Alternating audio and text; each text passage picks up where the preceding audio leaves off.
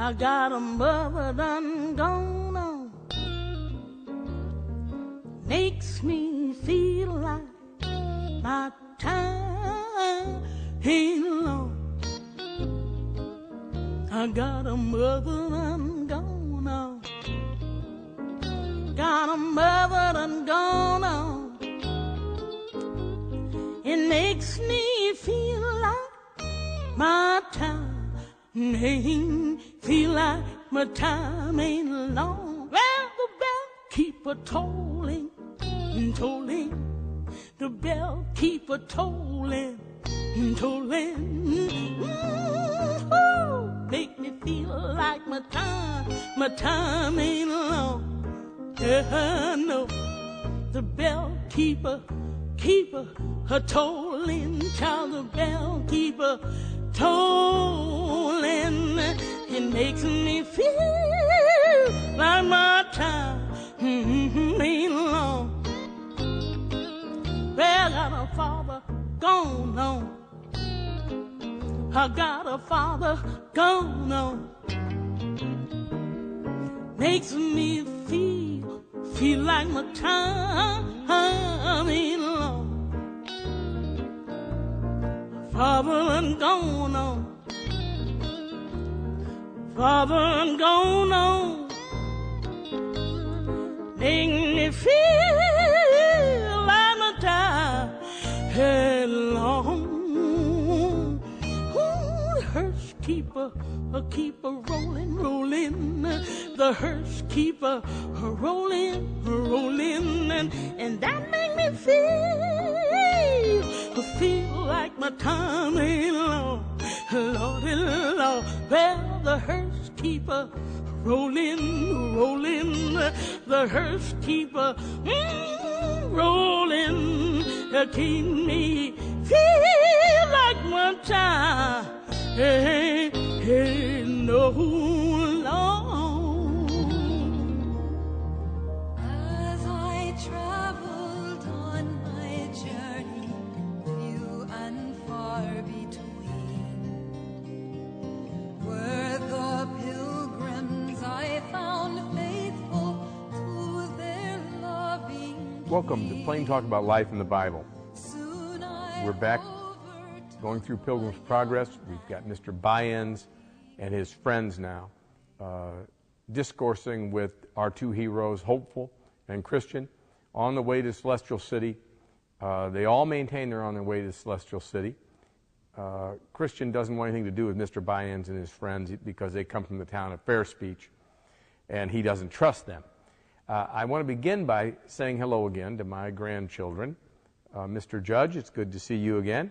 And Miss Cecilia, princess as always to me. It's nice to see you sitting out there. Be good for your mother, please. She needs you to be. It's actually good to see the mother. Sasha, I say hello to you. It's kind of fun to have grandchildren who are sometimes nearby. I like that. Now, we've got this situation where there's obviously people who are, if you watched last week's show, Christ is describing hypocrites in this world. He says you'll know them by their fruits. He says they're false teachers. They're wolves in sheep's clothing. I don't say those things until Christ says those things. And then if I don't say those things that he says, I'm not being true to the Scriptures. So I say them. And people are getting more accustomed to it because I think people, the more you look at the Scriptures, the more you realize false teachers are a very prevalent subject of the Scriptures. You should expect to find them. And if you look around, they really are like dandelions in a field. They're fairly visible. Now, somebody said to me recently two things in one conversation. First was, why don't you get a haircut? Which I found very amusing because I realized recently a lot more people have been asking me that. I guess they've given up hope that they'll just tune in one time and I'll have a haircut. It's a real simple proposition. One, I would love to shave my head, but my wife is against that. She thinks I'm ugly enough just as I am. We discuss it once in a while, but she's a little alarmed about that prospect. But now I'm on the road a lot, and I go different places, and there's one thing that I hate worse than getting a haircut, and that is not getting a scheduled haircut. In other words, if you're going to get a medium-sized haircut, you have to go in regularly and get it done. Well, I'm seldom back in the same place in time to keep an appointment. The only way I can do it is if I just don't get a haircut, so I don't get one. And then I can get one every 10 weeks or 12 weeks or whatever I want. So those of you who are out there who are worried that I'm some old man who looks like a crazy man, the one thing it does get you is every time I go in to eat dinner someplace in a strange place, they call me professor. There you go. They put 2 and 2 together and got 5, didn't they? But it works, and so that's about the only reason. Nothing fancier than that. Besides, I read a book by Henry David Thoreau where he said, I never judge a man by the hole in his pants or the patch on the hole in his pants. And I realized every fashion that we have today, every fashion, clothing, hairstyle, whatever it is always, today it's wonderful, and tomorrow it'll be scoffed at, and 10 years from now it'll be wonderful again. So if I just don't get a haircut for like 15 more years, I'll be back in fashion.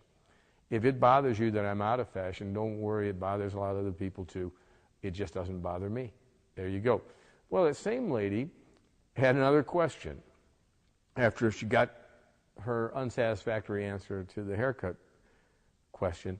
And it really had to do with this idea of riches in this world, because I was decrying the fact that I wasted so many years chasing them.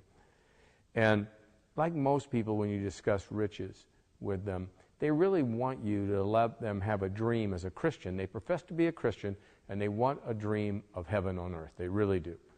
So I said to her what Thomas Watson had said that struck me. 2 things are difficult to do.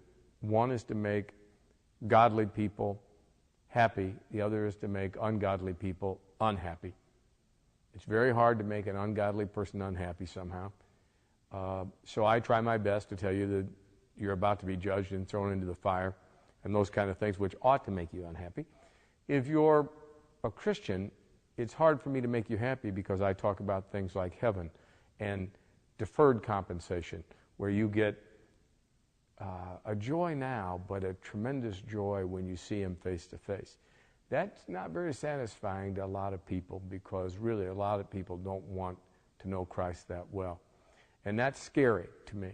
So invariably, whenever one of these conversations comes up in a pub with somebody, they will say to me, well, Bill, I'm glad that you care so much about these things, but I care too, just not to the same extent. And I say, well, I reckon that is probably the case. And then they'll say to me, well, you know, remember in the Bible there are examples. And every time they're going to cite me the same 2 examples as if I've never heard this before. And I try to sit patiently and listen to this, because they will immediately say, well, weren't Abraham and Solomon rich? And I say, yes, you have your Bible facts right. They were rich. And they say, well, duh. And I say, well, what about the Apostle Paul? No. What about Christ? Didn't look like he had a lot of worldly goods or much use. No. What about the original disciples? Poor fishermen gave up the fishing even. No. Doesn't look like they've got a lot of baggage when they're walking around following him. So I say to them, I never said to you that riches were in and of themselves evil. It's the love of money that's evil. The problem is, I don't know very many men in history who have done very well with riches. Abraham did fairly well. Now, I could point out to you a few shortcomings in Father Abraham, mostly due to his riches, come to think of it, but especially Solomon. When Solomon, who I much admire as a young man, learned the folly of riches, it didn't keep him from using his riches to pursue battleships full of women, which ended up being his demise. He was an old man suffering from a young man's sin, his lustfulness, and his money made that possible. So it proved, had he been a poor man, he probably couldn't have persuaded 2 mules, let alone 2 bar girls, to follow him home. Instead, he could persuade hundreds, literally hundreds of women to attend to his needs. Why? he had the cash. Bad idea. Well, they'll always give me that, and I'm always saying to them, would you give me a half hour to let me destroy your dream of an earthly kingdom? Just give me 30 minutes, and I'll devastate your dream of an earthly kingdom for you. Would you enjoy that? And that's usually when they laugh, and if they've got any place to go, that's the time for them to go, because that's about what I'm going to do. Well, the same thing happens here. Christian is discoursing with buy-ins, and buy-ins is really not up to the task, so he goes and gets his friends. And this guy is called Mr. Hold the World. Mr. Hold the World and Mr. Money Love are pretty much what you'd expect them to be. They're guys who have got all of their actions and hearts in the riches of this world, and they pretend to care about the next. They, in fact, call themselves pilgrims on the way to the celestial city. Now, I'm going to tell you that before very long, they are going to fall into a pit and be done with. We're never going to hear of them again. Why? They were false professors. They were the ones who said, Lord, Lord, I wrote a check every Sunday to you. Lord, Lord, I attended church every Sunday. And Christ is going to say to them, I never knew you. Depart from me, you workers of iniquity. You see, Christ will not be satisfied with your outward church attendance. He will not be satisfied with your outward baptism. He will not be satisfied with your speaking well of him. He wants you. He wants all of you. He demands all of you.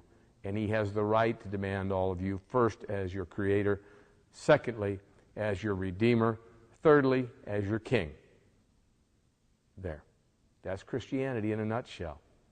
Now, I tell you, people come up with some very, very angry defenses for keeping their riches in this world and thinking very highly of them. If you want to find an emotional person, they'll become very emotional about their money. That's why a good test at church is always to see how a man handles money. Because if he'll part with it for Christ's cause, there's a very good hope, and do it willingly, joyfully. There's a very good hope that he belongs to Christ. Remember, it says that God loves a cheerful giver. And it means somebody who gives not reluctantly, not because somebody told them to, but somebody who understands the value of promoting Christ's cause. Now, they go through this, and they ask this question about, well, why can't rich men be, and blah, blah, blah, and what's wrong with the way we do it, and why do we have to have such troubles? Can't we go through this life without troubles as Christians? And Christian answers like this. Even a babe in religion may answer 10,000 of these kinds of questions. For if it be unlawful to follow Christ for loaves, as it is, how much more abominable is it to make him a religion a stalking horse to get and enjoy the world? What he's saying is, if you want to follow Christ because he dispenses benefits, loaves, when he fed the 5,000, and again when he fed the 4,000, if they followed him to the next town, not to hear what he said, but because he gave them free lunches, Christian's saying, can't you understand?